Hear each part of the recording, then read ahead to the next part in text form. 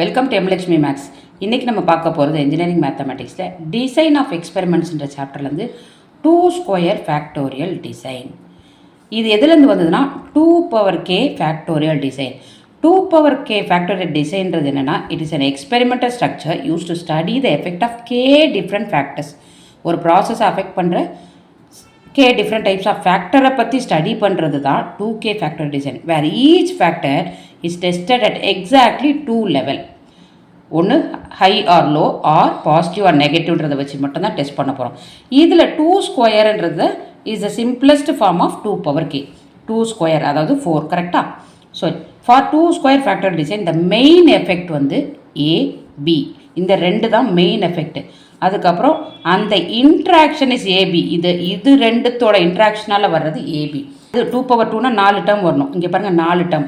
ஒன்று ஏ, ஒன்று பி, ஒன்று ஏபி, இன்னொன்று வந்து 1 டேர்ம் வரும். இப்போ ஏ கான்ட்ராஸ்டில் ஏ வர்றது எல்லாமே பாசிட்டிவ் இருக்கும். இதில் ஏ இருக்கா, இந்த 2 டேர்ம் பாசிட்டிவ் இருக்கும். மீதி 2 டேர்ம் இருக்குல்ல, பியும் அந்த 1ம் அது நெகட்டிவில் இருக்கும். இப்போ பி கான்ட்ராஸ்ட் எடுத்தோன்னா பி எல்லாம் பாசிட்டிவில் இருக்கும். இதில் பி இருக்கா, இதில் ஏபிலையும் பி இருக்குது. -a -1. இந்த ஏபி கான்ட்ராஸ்ட் எப்படி பார்க்கணுன்னா பிரித்து பாருங்கள். அப்போது ஏக்கும் இது தனி பிரித்தா ஏ தனியாக வரும், பி தனியாக வரும். அந்த ஏக்கும் பிக்கும் நெகட்டிவ் கொடுத்துருங்க, மீதி எல்லாம் பாசிட்டிவ் கொடுத்துருங்க. ஸோ இந்த 4 டேர்மை நம்ம இப்படி தான் ஷஃபிள் பண்ணுவோம். அடுத்து மெயின் எஃபெக்ட்ஸ் ஆஃப் ஏன்றதுக்கு formula A contrast by 2n. அதே மாதிரி மெயின் எஃபெக்ட்ஸ் ஆஃப் பினா பி கான்ட்ராஸ்ட் பை 2n. இந்த கான்ட்ராஸ்ட் வேல்யூ இங்கே கண்டுபிடிச்சிருப்போம். கரெக்டாக? மெயின் எஃபெக்ட்ஸ் ஆஃப் ஏபி வந்து ஏபி கான்ட்ராஸ்ட் பை 2n. அடுத்து இதுதான் நம்ம மெயினாக ஃபார்முலாக்கு யூஸ் பண்ணுறது. Sum of squares of A. அப்போ A contrast the whole square, A contrast formula அதை போட்டுருக்கோம் பாருங்கள், ஹோல் ஸ்கொயர் பை 4n வரும். அதே மாதிரி sum of squares of B, அது வந்து B contrast the whole square by 4n. Sum of squares of AB வந்து AB contrast the whole square by 4n. So இதெல்லாம் கண்டுபிடிச்சிட்டோம்னா sum of squares of error என்னன்னு கேட்டால், நார்மலாக எப்பயுமே கண்டுபிடிப்போம்ல, டோட்டல் சம் ஆஃப் ஸ்கொயர்ஸ் அது -SSA -SSB -SSAB. இதெல்லாம் கண்டுபிடிச்ச பிறகு நம்ம போட போகிறது தான் அனோவா டேபிள். அனோவா டேபிள் வந்து source of variation, sum of squares, degrees of freedom. சில இடத்துல மாறியும் கொடுத்துருப்போம், ரெண்டும் ஒன்று தான். Sum of squares, degree of freedom, mean sum of square, F calculated. ப்ராப்ளமில் போடும்போது நம்ம இன்னொரு காலம் போடுவோம், எஃப் டேபிள் வேல்யூன்னு சொல்லி போடுவோம். புரியுதாமா?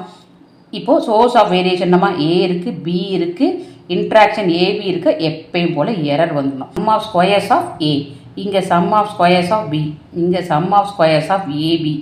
எரர் வந்து sum of squares of error. இது எல்லாத்துக்கான ஃபார்முலாவும் இங்கே இருக்குது. கரெக்டாக?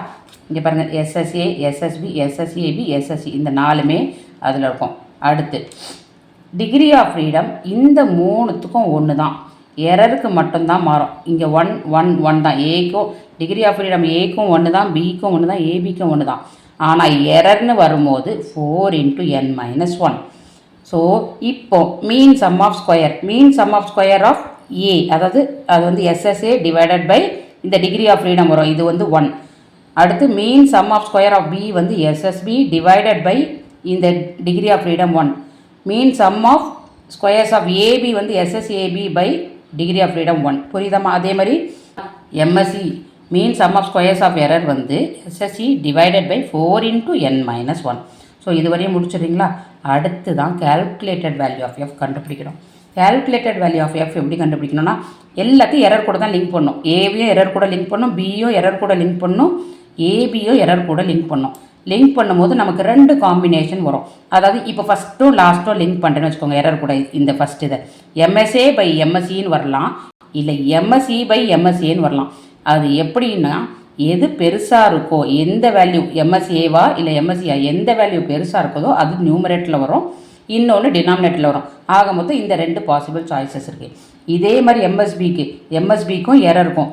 ஒன்று MSB பெருசாக இருக்கலாம், இல்லை எரர் பெருசாக இருக்கலாம். ஸோ ஒன்று MSB பை MSEன்னு வரும், ஆர் MSE பை MSBன்னு, ஆர் MSE பை MSBன்னு வரும். எது பெருசோ அது நியூமரேட்டரில் இருக்கும். எப்பயுமே bigger number will be the numerator. அடுத்து இதே மாதிரி தான் MSABக்கும் MSEக்கும் பார்த்தோன்னா எது பெருசோ அது மேலே வரும். ஸோ FAB, இது வந்து F calculate value for AB, இது FAB வந்து MSAB பை MSA. எப்போ இது பெருசாக இருந்தால். ஆர் எம்எஸ்இ பை எம்எஸ்ஏஇ எப்போ இந்த எம்எஸ்சி வேல்யூ பெருசாக இருந்தால். So 3 calculated value of F கண்டுபிடிச்சிரும்.